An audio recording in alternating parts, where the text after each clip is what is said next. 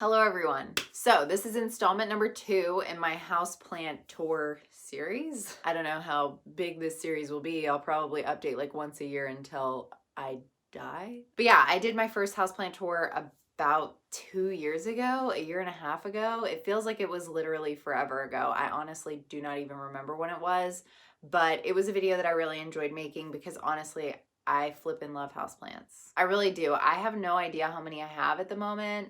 There was a point where I had like 50 and I don't feel like I have quite that many anymore. I just love plants. I wouldn't say that I'm like an expert plant keeper. I said expert really weird. Expert plant keeper or expert plant enthusiast. I just really like plants. I feel like I care really well for the ones that I have. My track record is much better than it used to be. I've definitely had some casualties over the years. Who hasn't? It's always a learning curve when you get a new plant or a new species or a new variety of something.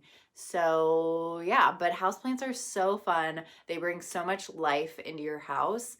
I mean, plants are literally the easiest way to spice up a room. That might sound stupid, but it is. So one note, most people who watch my channel know that I don't know if you're new here. If you're new here, hi. But if you've been here before, you probably know that I have pets. I have 5 pets, and I want to tell you right up front that a lot of the plants that I have are not pet safe, so they're toxic to pets. I would strongly advise against leaving toxic plants out in spaces where your pets can easily get to them.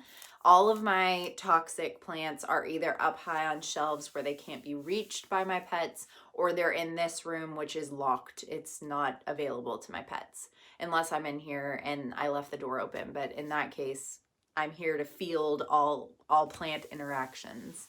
So yeah, just a note, I have never had an issue with my pets and plants. But I do know people who have had issues in that realm. There are a lot of people that do not know that some houseplants are toxic to pets. So just a note, just to let you know, always do your research before you buy something and put it in a space where your cat or dog is easily able to chew on it. I know that not everyone's pets are chewers on things like that, but I have 2 cats that love to chew on things, but also like that will make your plant look terrible. I actually have a parlor palm that you will see in this video that my cats have basically eaten most of. It's finally growing back a little bit, but it was not in a good situation for a while. Okay, so now we're gonna get into the plant tour. I'm not gonna like deep dive into these plants or go into like plant care or anything. If you have any questions about how to care for a specific plant, do let me know down below. I'd be happy to help you. Or if you want recommendations for what types of plants might do well in your dwelling, please let me. So yeah, let's just get into it. Okay, so starting in my living room, this is a silver pothos. This is one of my newer plants, but it's supposed to be super easy to take care of.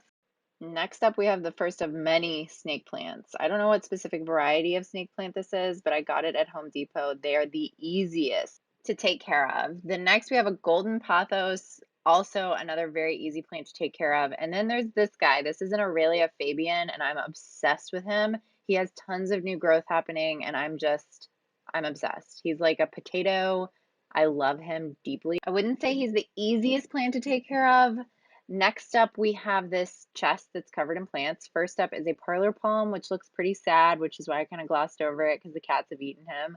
Next is a type of peperomia. This one I did not know how to take care of and kind of almost died on me. Then we have a bird's nest fern. I think those are pretty easy. ZZ plant, which is very, very, very easy. And then I do not know what this is. This was gifted to me and it did not have like a care card or a name on it. It's really pretty and it's been really easy for me to care for. It's lived in the same spot for, I don't even. Both of these plants are on my dining room table. Both of them came from the Sill. They were a subscription plant service. This is a Pilia peperomiades, and then this is a peperomia. Both of them were kind of in sad shape. The Pilia actually almost completely died. You can see that it's coming back. I've had both of these for a long time now.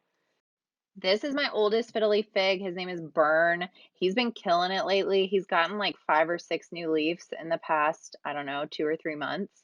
Fiddles are the hardest to take care of. I actually have like 5 of them, maybe 6 now that I have a mini one, which I will show you later. But they are the bougiest plants. They are so picky, finicky, difficult to take care of. I finally feel like I've got a rhythm with them, but burn is my pride and joy. So these plants are in my kitchen. We've got another Pilia, which a friend sent me a clipping of. This is a Haworthia, a zebra Haworthia, a jade, an orchid that is not currently blooming at all. This big guy, I do not know what this is. I call it Dino. It's flowering right now. I really love it. I got it at Home Depot forever ago. This succulent, I have no idea what it's called. I've had it forever. Another Haworthia, and then a Maranta. It's got 2 new leaves blossoming. Super exciting. These next ones are in the den where we have a skylight. This is a propagate of my large monstera that I did last year, and I have no idea what this pathetic little guy is. I almost killed him. He was up on the shelf, and I forgot to water him for a really long time. So bad plant mom. Next up is on our bookcase in that same room. We've got a golden pothos, also an arrowhead plant, a really big arrowhead plant. I've had both of these for a long time. Next up, we a Tillandsia or Spirit. I love this thing. It's pretty new, but it's really pretty. Then we have a little orchid. And then this is my older orchid, which hadn't bloomed in like 2 years, but now is its first time blooming since I had it in the beginning when it was bloomed. I'm really proud of it. This is like my first real orchid success. Here's another tiny orchid that I got for my birthday this year. I just haven't taken off the dead blooms. Then you've got a string of pearls. This is brand new. I just got it in the mail. It looks a little sad, but I'm hoping that it kind of livens back up. A tiny arrowhead plant. I love these. Next up, we have a bird's nest fern, my oldest one. It's pretty hardy and I'm pretty proud of it. They're pretty easy to take care of, in my opinion, as long as you've got good light. A tricolor Hoya. This has been a problem for me, but I think we've kind of finally gotten a groove. This is a purple waffle. I love him. He is very easy to take care of. Next is a Euphorbia Sticks of Fire. This almost looks like coral and it's got so much new growth. I'm so proud of it. This is just a regular old ivy. I don't know what specifically it's called, but I've always loved ivy. And then here's a cactus. I've had this forever. It doesn't look great, but it's got a baby on it and I'm happy about it. Okay, last room. So first thing you see are two snake plants, a starfish snake plant and a Sansevieria Mikado, which I love. This guy back here is a tiny little monstera. It's like a baby monstera. It did have a couple of leaves with small fenestrations, but they were broken in transit. I ordered this off the internet. It's brand new to me, really. So I had to remove them, which was very sad. This is a variety of Calathea, which I bought very recently to replace this one. I am going to try to bring it back to life, but I ordered this off the internet and it arrived very badly damaged. All of the soil had fallen out of its nursery pot and I replanted it, but within hours, all of its leaves had like kind of shriveled up. It does have two new leaves. I'm hoping that they pull through, but I'm just not sure. I bought the new one just to kind of guard myself from not having one because I really wanted one of these. I think they're called a Beauty Star Calathea.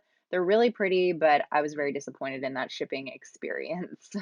I've never had much luck rehabbing calatheas, but I will. This black coral sansevieria kind of started my houseplant addiction. It was the first houseplant I bought from an actual plant boutique, and he is doing so well. He's pretty old now, like a few years, but his name is Zane, and I just love him deeply. This is my majestic palm. This is probably my oldest houseplant, and as you can see from its brown tips, we had a rough start. It's doing a lot on my vanity, I have my baby fiddle, which I love. I think he's about to get a new leaf, which is really, really exciting. He's got a green tip in there. You can't see it, but in his bud, it's green. This is my second oldest snake plant. When I first got it forever ago, I did not know they weren't pet safe. And as you can see, my cats chewed on the tips. Those are so easy to take care of, seriously. As you can see, here's another one. I have a billion of them because they are so easy and they're so pretty. This is a Fittonia. I've had this for a long time. Like, that should show how resilient these are because I have killed so many of my early stage plants, but I have not killed him. He's so pretty, so resilient, so easy. This is an aloe. Everyone has an aloe. Her name is Linda. Alocasia Polly is this next guy in the basket with the dark leaves. This was a huge learning curve for me. I'm not gonna lie, it lost a lot of leaves in its early months of me owning it. I don't know why. It just took me forever to get used to its care, but now we're in a good place. This is Manny the Monstera. He desperately needs a pole. He is thriving, but he wants to climb so badly. This is Phil, the split leaf philodendron. We had a terrible winter, lost a ton of leaves. I don't know why, but he was just the hardest for me this winter. Then we have this ponytail palm. His name is Paul. And I love ponytail palms. They're so whimsical and they're pretty easy to take care of. This is another little palm. I don't really know what type, but it's super cute. This is a neon pothos, so easy to take care of, just like all pothos. And then this last little guy is a pearls and jade pothos. I actually forgot to water this for a really long time, and so it's struggling a little bit. I had it in a different spot, so I had to move it to here. But this is my backdrop for all of my videos. So there you have it. There are most of my houseplants. I didn't show you everything. I have like 5 or 6 fiddly figs, and I only showed you one of the big ones. I did show you the little one. And I showed you several pothos, but that's just because I couldn't remember what I'd already shown. And then the duplicate of the Calathea, the Beauty Star, I think that's what it's called. I don't remember. But I just had to share that tragic shipping experience with you. I've literally never had that happen with a plant. The mini Monstera came in that same shipment, and I just feel like they were poorly packaged. It was very disappointing because one of the leaves on that little Monstera had 2 or 3 fenestrations, and it was so cute, and it just didn't survive. So I had to clip a lot of leaves off of that because they were so badly damaged and broken. It is a wild, wild world out here with all these plants. Okay, if you need any recommendations for plants for your space, please let me know down below. I know that I went pretty quickly with a lot of these because honestly, I just didn't know what information you all would want for me to share. If you have any specific questions about any of these plants specifically, just let me know. You can either DM me on Instagram or you can leave a comment down below and I will try to get back to you. But yeah, this was a good little show and tell. I had fun filming it. I hope you enjoyed watching it. I will talk to you all later. Bye.